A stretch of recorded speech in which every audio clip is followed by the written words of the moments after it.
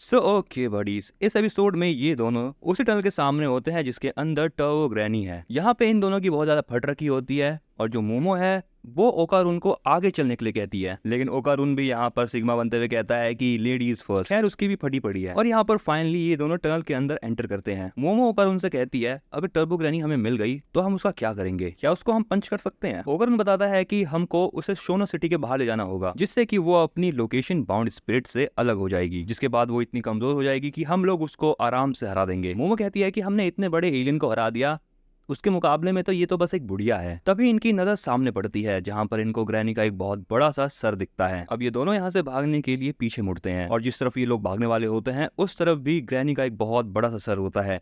अब ये यहाँ पर गिर चुके हैं। अब यहाँ पर ग्रैनी इनके पास आने लगती है। तभी मोमो यहाँ पर अपने बैग से बेसबॉल बैट निकाल के उस ग्रैनी के ऊपर फेंकती है, लेकिन ग्रैनी यहाँ पर अपनी आंखों से ही उन बैट्स को खा जाती है। ओकारून यहाँ पर मोमो को उसके कर्ज को आजाद करने के लिए कहता है। मोमो यहाँ पर ठीक ऐसा ही करती है, जिसके बाद यहाँ पर ओकारून अपने मॉन्स्टर वाले रूप में आ जाता है एंड इस वाली फॉर्म में वो बस बेकार बातें करता है। ओकारून अब यहाँ पर उस ग्रैनी की तरफ बढ़ने लगता है, लेकिन तभी वो देखता है कि वो इंसान बन चुका है। मोमो को यहाँ पर समझ नहीं आ रहा होता है कि अभी क्या हुआ, क्योंकि अभी उसको ओकारून के अंदर गोस्ट वाला ऑरा भी नहीं आ रहा था। टर्बो ग्रैनी यहाँ पर बताती है कि उसने ओकारून का केला उसे वापस दे दिया है, जिस चीज से उसका कर्ज खत्म हो चुका है, क्योंकि ग्रैनी यहाँ पर ये बात नहीं चाहती कि ओकारून उसी की पावर का यूज उसके खिलाफ करे। अब यहाँ पर ये ग्रैनी इन्हें खाने की धमकी देती है। अब यहाँ पर ये दोनों सिर इनको खाने के लिए आगे बढ़ते हैं, लेकिन मोमो को तभी यहाँ पर अपनी दादी की बात याद आती है। उसे याद आता है कि टर्बो ग्रैनी को अपने भागने की स्पीड पर बहुत ज्यादा घमंड है। मोमो यहाँ पर टर्बो ग्रैनी को रेस के लिए चैलेंज कर देती है। मोमो की बातें सुनने के बाद यहाँ पर ग्रैनी अपने नॉर्मल फॉर्म में आ जाती है। टर्बो ग्रैनी मोमो का चैलेंज यहाँ पर एक्सेप्ट कर लेती है, क्योंकि टर्बो ग्रैनी यहाँ पर ये बात जानती है कि उसको कोई भी रेस में हरा नहीं सकता और वो जब चाहे तब इन दोनों को खा सकती है। ग्रैनी यहाँ पर इनसे रेस की नियम पूछती है, जिस पर मोमो कहती है वो पकड़म पकड़ाई खेलेंगे और अगर ग्रैनी ने उन्हें पकड़ लिया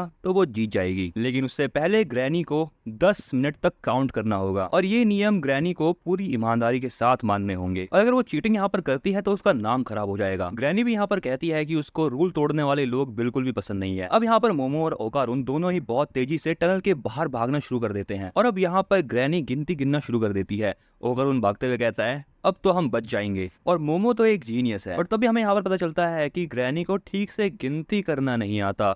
वो 1 मिनट 2 मिनट 3 मिनट ऐसे करके काउंट कर रही है और वो भी 10 तक रुक जाएगी और बस कुछ ही देर में उसके 10 मिनट पूरे भी हो जाते हैं, जिसके बाद यहाँ पर ग्रैनी बहुत सारे हाथ निकालती है जमीन से और मोमो को ट्रैप कर लेती है। मोमो को ट्रैप करने के बाद टर्बो ग्रैनी ओकारून से कहती है चलो इसके तो 10 मिनट पूरे हुए, अब तुम्हारी बारी है। जिसके बाद टर्बो ग्रैनी फिर से 10 मिनट तक काउंट करना शुरू कर देती है, लेकिन ओकारून यहाँ पर टर्बो ग्रैनी से कहता है कि वो यार चीटिंग कर रही है, लेकिन इस पर टर्बो ग्रैनी कहती है कि उन्होंने उसको 10 मिनट तक गिनने को कहा था, लेकिन कैसे कहा था ये नहीं बताया। और ऐसे करते हुए यहाँ पर ओकारून के भी 10 मिनट पूरे हो जाते हैं, जिसके बाद वो ओकारून को भी पकड़ने लगती है। लेकिन अब यहाँ पर बेचारा ओकारून उससे बचने के लिए क्या ही करता, इसीलिए वो ग्रैनी के सीने पे काट लेता है, जिससे ग्रैनी को बहुत दर्द होता है एंड ओकारून यहाँ पर उसे छोड़ने का नाम ही नहीं लेता। ग्रैनी को भी यहाँ पर समझ नहीं आ रहा होता है कि वो ओकारून को अपने से दूर क्यों नहीं फेंक पा रही। तभी ग्रैनी सोचती है कि ऐसा इसलिए हो रहा है क्योंकि ओकारून ने जो कपड़े पहन रखे हैं वो खास हैं एंड ये चीज देखने के बाद ग्रैनी अपने घोस्ट वाले फॉर्म में आ जाती है एंड वो भूत बनकर उसके कपड़ों को फाड़ देती है। ग्रैनी ओकारून से पूछती है क्या तुम किसी जादूगर के रिश्तेदार तो नहीं हो। और अब यहाँ पर फिर से वो मोमो को खाने के लिए आगे बढ़ने लगती है, लेकिन ग्रैनी को फील होता है कि कोई उसे अपने हाथों से दबा रहा है और ये चीज एक्चुअली में मोमो कर रही थी, जो कि बिना ग्रैनी को देखे उसके ऑरे को महसूस कर उसकी स्पिरिट को दबा रही थी। मोमो यहाँ पर ग्रैनी को दबा के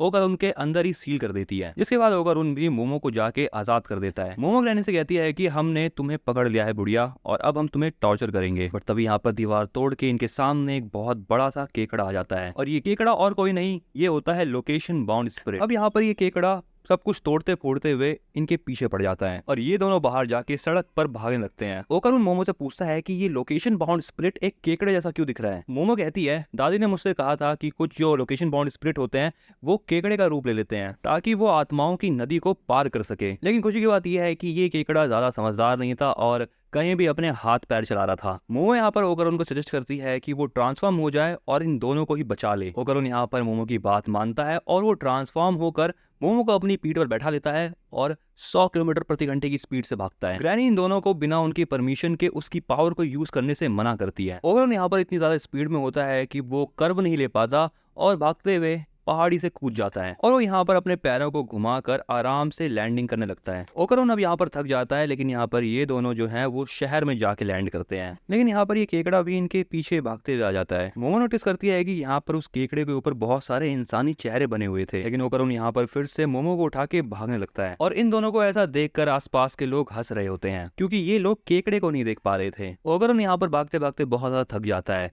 और मोमो को बताता है कि अगर वो फिर से टर्बो मोड में जाएगा तब भी ये लोग शहर के बाहर नहीं जा पाएंगे। मोमो यहाँ पर ओकारून को एक बिल्डिंग में जाने के लिए कहती है। मोमो यहाँ पर सोचती है कि इतनी छोटी सी जगह पर वो केकड़ा नहीं आ पाएगा, लेकिन यहाँ पर वो केकड़ा सब कुछ तोड़ते फोड़ते हुए अंदर आ जाता है। लेकिन आम लोगों को लगता है कि बिल्डिंग के अंदर धमाका हो गया है, जिसके बाद ये केकड़ा पूल वाली जगह पर आकर रुक जाता है। मोमो ओकारून को बताती है कि ये जगह एक हॉट स्प्रिंग है। तभी उनके सामने वो केकड़ा भी आ जाता है। यहाँ पर मोमो जो है वो गर्म पानी वाले पाइप को तोड़ती है और केकड़े को उससे नहला देती है। उस गर्म पानी से उस पूरे केकड़े का शरीर सुन्न पड़ जाता है। इसके बाद मोमो और ओकारून ये दोनों ही शहर से बाहर निकलने लगते हैं। बट तभी यहाँ पर रास्ते में बहुत सारे ज़ॉम्बी जैसे लोग दिखते हैं और ये लोग भी यहाँ पे नहीं रुकते, ये लोग इनका पीछा करने लग जाते हैं। बट तभी हमें पता चलता है कि टर्बो ग्रैनी ने ग्रेवयार्ड में सो रहे भूतों से मदद मांगी है, जो कि इंसानों के शरीर में घुस के इनका पीछा कर रहे हैं। बट तभी यहाँ पर ओकारून और मोमो के सामने अचानक से फिर से वही केकड़ा आ जाता है। मोमो यहाँ पर ओकारून को टर्बो मोड में भागने के लिए कहती है, लेकिन ओकारून कहता है कि अगर मैं उस मोड में भागा तब भी हम लोग सिटी के बाहर नहीं जा पाएंगे। लेकिन मोमो के कहने पर ओकारून उसकी बात मानता है। ओकारून यहाँ पर बहुत ज्यादा स्पीड में भागने लगता है, जिसके अंदर मोमो उसकी मदद करती है। अब यहाँ पर मोमो और ओकारून दोनों हवा में होते हैं, लेकिन वो फिर से शहर में ही गिर जाते हैं। अब इन लोगों ने यहाँ पर अपनी पावर्स को लिमिट से ज्यादा यूज कर लिया है, इसलिए अब ये लोग कुछ नहीं कर सकते। मोमो का ध्यान यहाँ पे भटक जाता है, जिससे टर्बो ग्रैनी जो है वो ओकारून की शरीर से बाहर निकल जाती है एंड वो यहाँ पर बाहर निकलते ही इन दोनों को जोर की लात मारती है। टर्बो ग्रैनी इनसे कहती है आजकल के बच्चों में तमीज नाम की कोई चीज ही नहीं बाकी रह गई, इसलिए ग्रैनी को आजकल के बच्चों से बहुत नफरत है। जिसके बाद यहाँ पर ग्रैनी जो है वो उस केकड़े से जाके मिल जाती है। उसके बाद टर्बो ग्रैनी इनसे कहती है अगर हिम्मत है तो भाग के दिखाओ। और 10 मिनट क्या होता है, मैं तुम्हारा वेट जो है वो 20 मिनट भी कर सकती हूँ। मोमो कहती है कि बस उसे 1 सेकंड चाहिए भागने के लिए एंड वो वहां पर पास से जा रही ट्रेन को पकड़ लेती है और उसके ऊपर चढ़ जाती है। टर्बो ग्रैनी भी यहाँ पर उनके साथ उस ट्रेन पर चढ़ जाती है। मोमो बताती है कि इस ट्रेन की जो स्पीड है वो 120 किलोमीटर पर आवर है, जो कि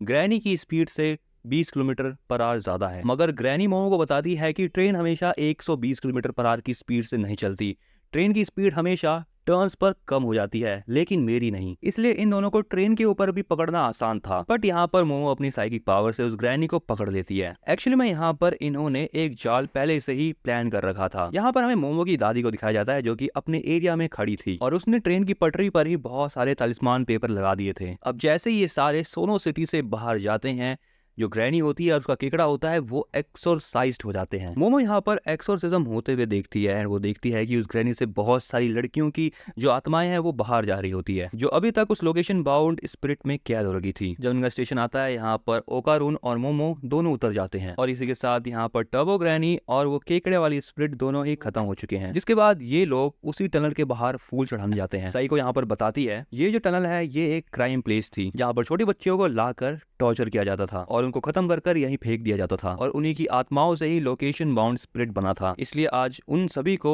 शांति मिल गई है। टर्बो ग्रैनी हमेशा उन्हीं जगहों पर जाती थी जहां पर लड़कियों की आत्माएं भटक रही हो और वो ग्रैनी उन सभी लड़कियों को जाकर दिलासा दिया करती थी। लेकिन आत्माओं को जिंदा लोगों के साथ छेड़छाड़ नहीं करनी चाहिए और जिंदा लोगों को आत्माओं का मजाक नहीं बनाना चाहिए। लेकिन अगले सीन में यहाँ पर ये सभी लोग टर्बो ग्रैनी को खत्म करने की खुशी में पार्टी करते हैं और केकड़ा खाते हैं। ओकारून यहाँ पर सोच रहा होता है कि आज जो कुछ भी हुआ उसके बाद ये लोग बैठकर केकड़ा कैसे खा सकते हैं। तब यहाँ पर सही को ओकारून को उसका अकेला दिखाने के लिए कहती है, लेकिन ओकारून उनसे कहता है अबे तुम पागल हो क्या बुढ़िया, मेरी चीज मेरे पास है और मैं उसे किसी को भी नहीं दिखाऊंगा। अब यहाँ पर सही को ओकारून के पीछे पड़ जाती है, जिस पर ओकारून जो है वो मोमो से मदद मांगता है, लेकिन मोमो यहाँ पर केकड़ा खाने में बहुत बिजी होती है। इसके बाद यहाँ पर ओकारून मोमो को गुड नाइट कह के जाने लगता है। एक दूसरे गुड बाय कहने के बाद जब ये दोनों जा रहे होते हैं तभी सोचते हैं कि क्या ये इनका हमेशा के लिए गुड बाय था। ओकारून जैसे ही वहां से जा रहा होता है, मोमो उसके पीछे आती है और कहती है सी यू टुमारो, और कल तुम मुझे स्कूल में मिलना। एंड ये बात सुनकर यहाँ पर ओकारून खुश हो जाता है। एंड बड़ी जैसे के साथ यहाँ पर ये प्यारा सा एपिसोड होता है। एंड तुम्हें ये वीडियो कैसी लगी तुम इसके बारे में मुझे कमेंट के अंदर जरूर बताना। अगर तुम नए हो चैनल पे तो सब्सक्राइब करो चैनल को और अपने दोस्तों के साथ ये सीरीज शेयर करो।